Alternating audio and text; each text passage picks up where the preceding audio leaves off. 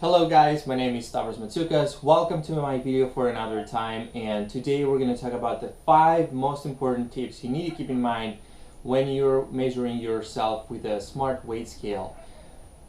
More specifically, I'm going to be sharing with you my experience with the RENPHO Smart Weight Scale. So the scale has 4 sensors. You step on here.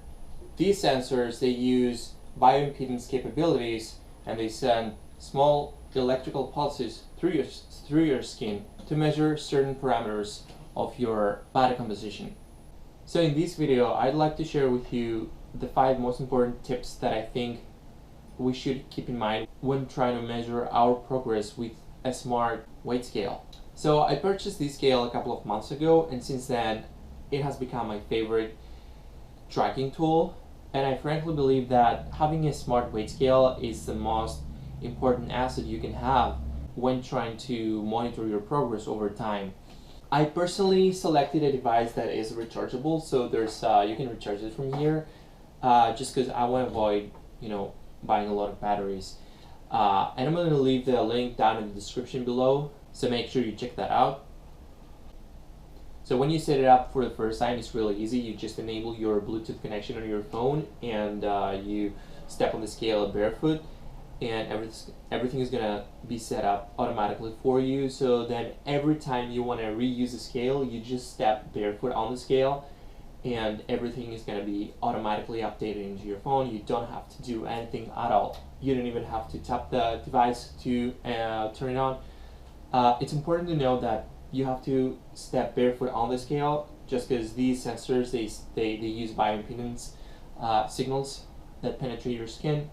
And if you're using socks, they're not going to penetrate your skin, so the device is going to just measure your weight in that case. What's also important is that all the measurements are going to become available to you within a few seconds, and you don't have to do anything for it. Everything is stored inside your application, so you can log in whatever time you want and see all your measurements and track your progress. So let's now talk about the first tip. Always know what the measurements of the application mean. As you can see here, the app offers you a total of 13 different variables or measurements of your body composition, and the main measurements that you really care about are weight, total fat percentage, and body mass index or BMI.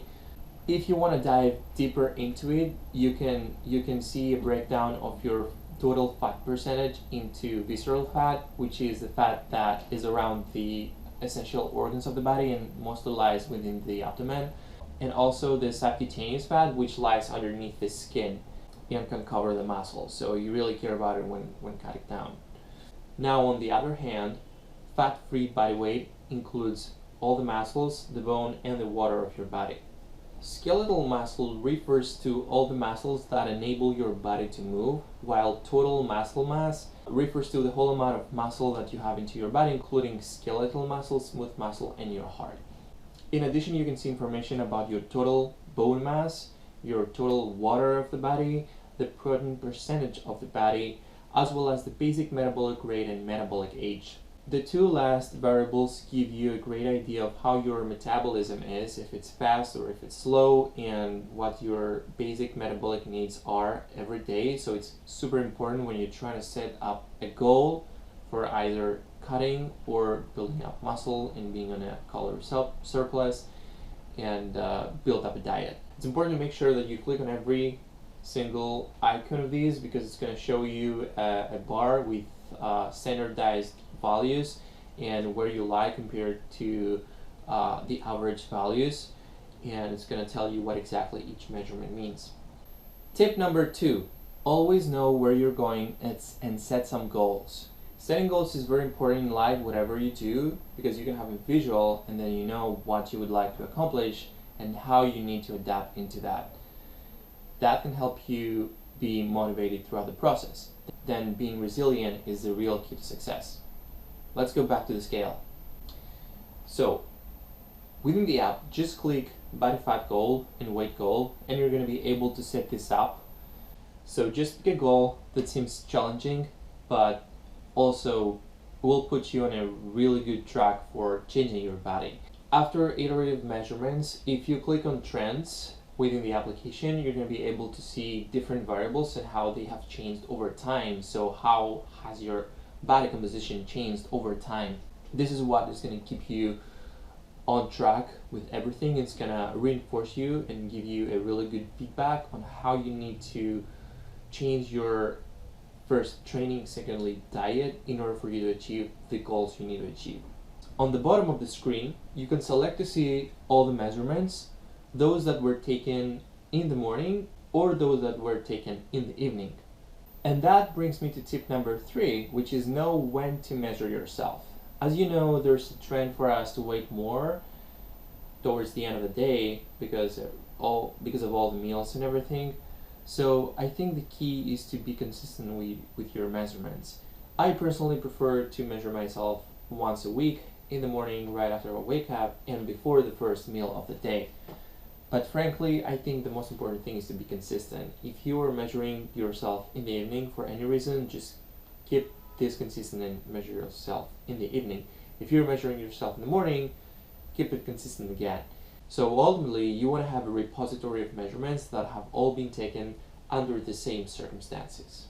Now, tip number 4 is very important.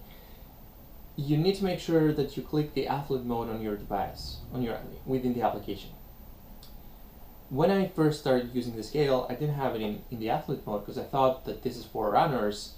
But then the measurements seemed a little bit off for my body type, so I changed the mode to athlete mode, and now the measurements make perfect sense. This is especially important because the application calibrates differently the collected bioimpedance information for the 2 different lifestyles, sedentary versus athlete.